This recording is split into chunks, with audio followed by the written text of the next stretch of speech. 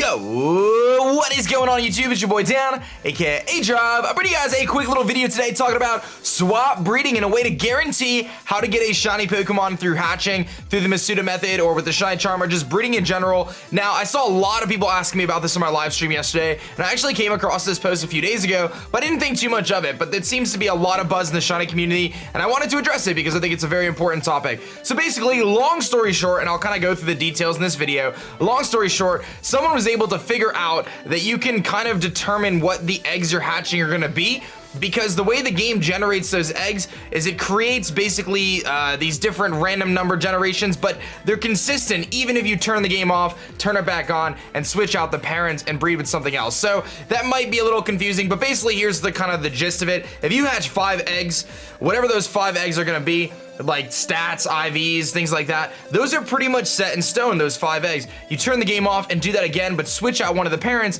and the 5 eggs that you hatch will be the exact same stats and natures and stuff like that. And kind of the way that this all works is you can actually do that for shiny chance as well. So you could essentially hatch a shiny in like 20 eggs, switch out, turn off the game, switch out the parents, and then hatch a shiny of a different Pokemon in 20 eggs. And you might be like, well, what's the point of that? Well, there's a Pokemon called Magikarp, and Magikarp breeds incredibly fast comparative to all the other Pokemon. It hatches faster than any other Pokemon. So the idea behind this swap breeding method is you hatch a bunch of Magikarps, you save in certain increments like every 5 or every 10 or every 30, and once you figure out, you're writing down, you say, okay, I'm gonna save every 30 eggs. You hatch 30 eggs, no shiny, fine. You save the game again, you hatch 30 eggs, you don't find a shiny. Okay, save the game again, hatch 30 eggs. On egg number 15, you find a shiny. Turn your game off, you swap out the parents. Egg number 15 will be a shiny of whatever Pokemon you want. So say you want to get like a shiny Jangmo-O. On the 15th egg from that point, you should get a shiny Jangmo-O. Now there's some rules and stuff like that, and I'll of course put everything in the description so you guys can read up on it on your own. But I'll kind of go through this whole process here and explain kind of my thoughts and how I'm feeling about it and everything like that. And I'll give you guys my genuine kind of reaction to this at first glance.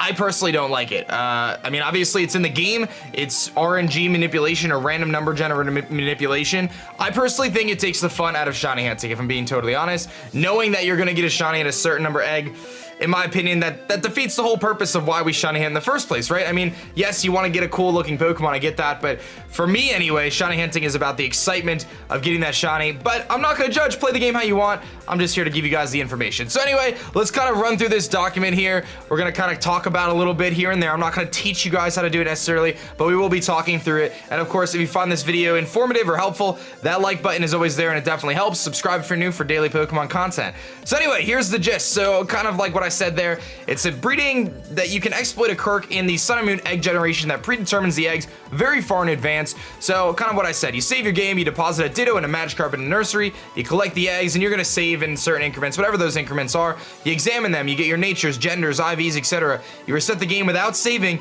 and you deposit the Ditto and do it again with a different Pokemon. So except for 100% male, 100% female, or genderless Pokemon. So instead of Magikarp, let's say Poliwag. Do that with Poliwag, and you're gonna find out that if you write down the natures, genders, IVs, and everything, they're gonna be the exact same. Now, we obviously know that you can influence certain things with Destiny Knots and Everstones and things like that, and luckily enough, you can actually use the Everstone in this method, but here's kind of the gist, right? So, you've got your Magikarp, you're gonna go breed these Magikarps because they do hatch very, very fast. You can use the Everstone. Once you find that shiny egg, you can use the Everstone to modify the egg even more, even if the dummy Pokemon was not Magikarp, or even if it wasn't holding an Everstone in the first place. So kind of the best way to go about this method, if I'm being honest, is to get a Ditto and get that Ditto a Destiny Knot, right? So Destiny Knot is gonna pass down 5 of the IVs from the parents. So out of the 12 IVs total, each parent has 6 IVs. 5 of those 12 will be passed down to the baby Pokemon, right? So I would definitely recommend getting a foreign Ditto, or you're gonna wanna stay if you have the Shiny Charm or Masuda Method, you kinda gotta do one or the other. But get that foreign Ditto, put it in the daycare with the Destiny Knot, and leave it there. That's gonna be step 1. Step 2 is grab your Magikarp, and really it doesn't matter too much about the Magikarp, but you're probably gonna wanna use a good Magikarp. You might as well just get a really high level one. Get that Magikarp and throw that in the PC or in the daycare as well, and you don't have to give it an Everstone. Don't worry about giving it an Everstone. The nature doesn't matter. Then you're gonna hatch those eggs, and again, you're gonna hatch and stop and save every once in a while to try to get to where that shiny egg is. Once you figure out what number that egg is gonna be, then you're gonna turn off the game. You're gonna go back in the PC, swap out the Magikarp for another Pokemon that doesn't have 100% male, 100% female, or genderless to breed with that Ditto, and after the same amount of eggs that you hatch for the Magikarp, you should get that shiny. So it's a way to guarantee that you're gonna get the shiny. You could also kind of exploit this to try to get certain stats on certain Pokemon that might be a bit harder to breed. So this kind of explains all that, right? You can use the Everstone to modify the egg even more. You can unequip the Destiny Knot in the middle, but that will break the sequence, then you kind of have to start over. So keep that in mind. That's why I'm saying it's best to just give the Ditto the Destiny Knot, put it in the PC, and just leave it there. Don't touch it from that point forward. So there are some special cases here it's gonna talk about. You can get around gender kind of split Pokemon, so ones that are not, not all that ideal, like 100% female, 100% male, or genderless. There is a way to do it. You have to skip or reject the first egg. So just gonna say there's an egg ready, and you say, no, I don't want the egg. Are you sure you don't want the egg? No, I don't want the egg, so I think you have to say no twice. So that'll count as a roll. So it's kind of all this random number generator shenanigans here. So you'll have to go between rejecting an egg and not rejecting an egg, but ultimately you can get to the same result, right? If the shiny Magikarp hatched on 15 eggs, you could skip, and I think after 30 eggs, 15 rejected, 15 non-alternating, you would essentially get that same shiny in 15 eggs. So you got the same species, different species. So this explains how that kind of works too. If you breed two Pokemon that are the same species, two Abras together, there's a chance that it'll pass down the Pokeball from either parent. That's how it works when you breed the same species. So if you have like a Pokeball Abra and an Ultra Ball Abra, and you breed them together, it's actually a 50% chance that the baby will be Ultra Ball, and a 50% chance it'll be Pokeball. So because of that, the game is gonna use that random number generator and roll an extra number. So you have to kind of account for that. Again, this explains that you can kind of do the same thing. You must receive an egg before you reject one, and then it's kind of the opposite, right? So this is saying you need to reject the egg and then get it, and this is saying you need to accept the egg and then reject it. And again, you can read the description if you want to kind of read this whole document. It's not that complicated, really. It's really not that bad.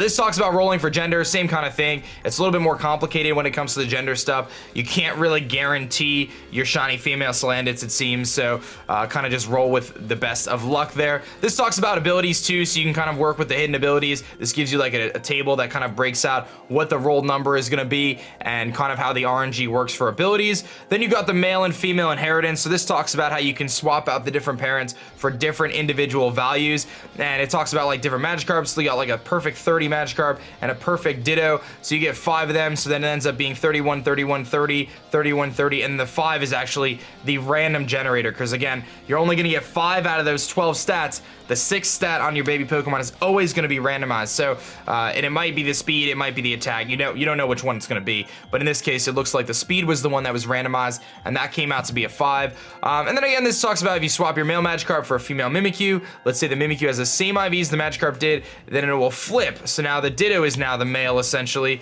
and it kind of talks about how where the different IVs are being inherited, and you can see how the IVs flip from 31, 31, 30 to 30, 30, 31. So it's saying like it's basically gonna pull those IVs down, and based on which Pokemon. So if you're breeding with a Ditto, if you started with a male Magikarp and you switch to a female, let's say Mimikyu, like it says, you actually flop the way the IVs are passed down. Now again, kind of, let's take a step back here, because I know there's a lot of information. At the end of the day, you can use this method to help you get a shiny if you want to go about breeding a tough shiny like a Beldum, for example, which takes a tremendous amount of eggs to hatch. But keep in mind that this process is going to take you a while, because you're going to not only have to hatch all these Magikarp eggs, but you're going to also have to hatch the Beldum eggs. It does save you time at the end of the day. Beldum's a bad example because it's genderless, but it does save you time at the end of the day, because instead of hatching, let's say 500 Beldums, you would hatch, let's say, 490 Magikarps and 10 Beldums. You know what I mean? If you do it the right way. So that's why this method is useful. But for me personally, as I said before, I really feel that it kind of takes out the surprise factor and the fun of what shiny hunting is. RNG is in the game. There is a number generator. We know that. Is this cheating? I don't necessarily think it's cheating. You're just kind of working with what's in the game itself and the computer system that's in this game. But for me, like I said, I just feel like it takes out the whole purpose of shiny hunting, in my opinion anyway. But again, you guys, I'm just here to bring the info. So this says you can swap the dummy Magikarp, and this explains the whole process, right? So you save the game, you place the Ditto with the Destiny Knot with the Magikarp, like I said, collect 30 eggs, remove the parent to temporarily halt the eggs, so you might as well want to stop that, so you don't want them to get any more eggs. And then it says you'll be saving shortly. If you save the game while the nursery worker is holding an egg, you won't be able to modify that egg, just in case that's the egg you're looking for. Play it safe. So you get your 30 eggs, you're gonna stop them from giving you any more eggs, all right? And then you're gonna hatch the eggs, all right? You're gonna find out whether any of those are the shiny that you want. If not, you're gonna save and you're gonna repeat the process until you end up getting that shiny Pokemon.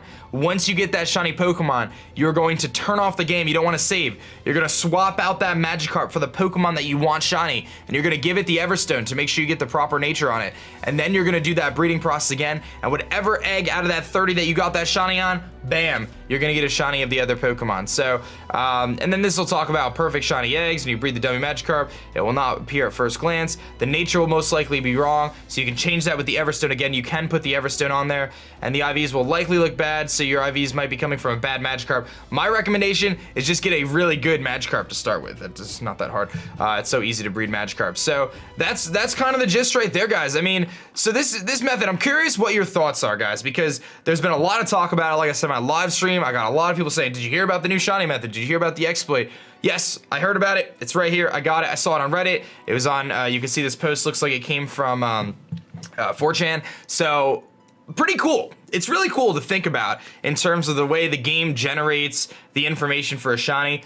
I can tell you guys, like I said, I personally will not be using this method. I mean, there's a chance I may mess around with it once, but I don't really think I'm gonna use it. I just feel like, again, it does take out what I believe is the purpose and the fun of what shiny hunting is, but that's just my opinion. Again, you're always welcome to your own. So let me know what your thoughts are in the comment section. That's one thing I'm really interested in. Do you think this is kind of lame? Do you think it's super awesome? Do you plan on doing it? Are you gonna do it and like always do it, and that's how you're gonna get all your shinies from this point? You're gonna try it once, then probably go back to the way you used to do it? Like I said, for me, it's about hatching that egg and finding that shiny and being excited about it and not expecting it.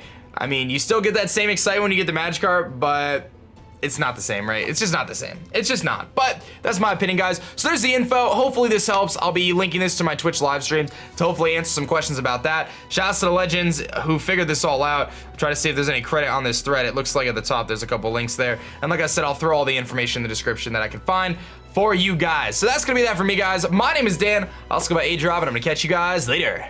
Peace.